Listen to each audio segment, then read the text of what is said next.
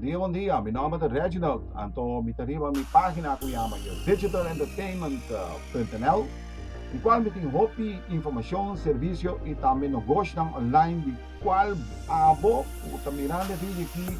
E se você tem Patreon Pay, se você é membro de Patreon Pay, você também pode chegar na mesma maneira para ganhar placa ou mais tanto comigo.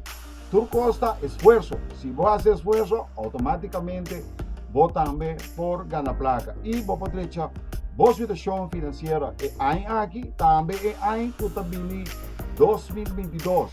O que eu tenho quase? Mas eu faço mesmo. Mira o que me está fazendo e assim mesmo vos off assim meu.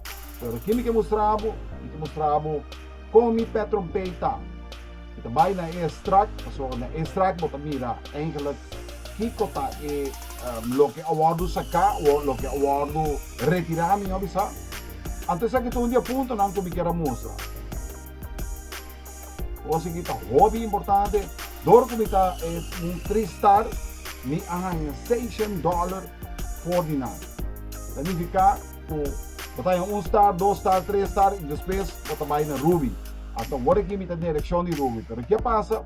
Ora como chega a 3 star, mas bisa natin aqui, mas chega na 3 star, então, o que eu tenho que fazer? Então, adi como well, awe mo tahanha, bonificação, riba ba kwenta. E manhã também. Hobby bom, Patreon Pay tá. Patreon Pay é um negócio que tá paga. Não inga mo mês de um negócio que tá não tá paga. Não inga um mês de um negócio que hora que não tá bom, não tá pagado.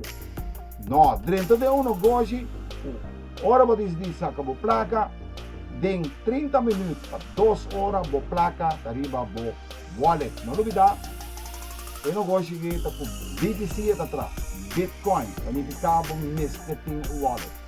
Anyway, me provide na outra página também, página número 1, de qual realmente trempan, como mira aqui não, masaka 2 via, não um via só, pero masaka 2 via 2.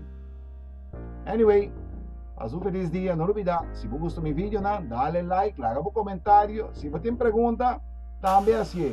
E não olvida, se você quer mais vídeo, notificação, dale bell, então subscreva mesmo, então não te falha nenhum de meus vídeos.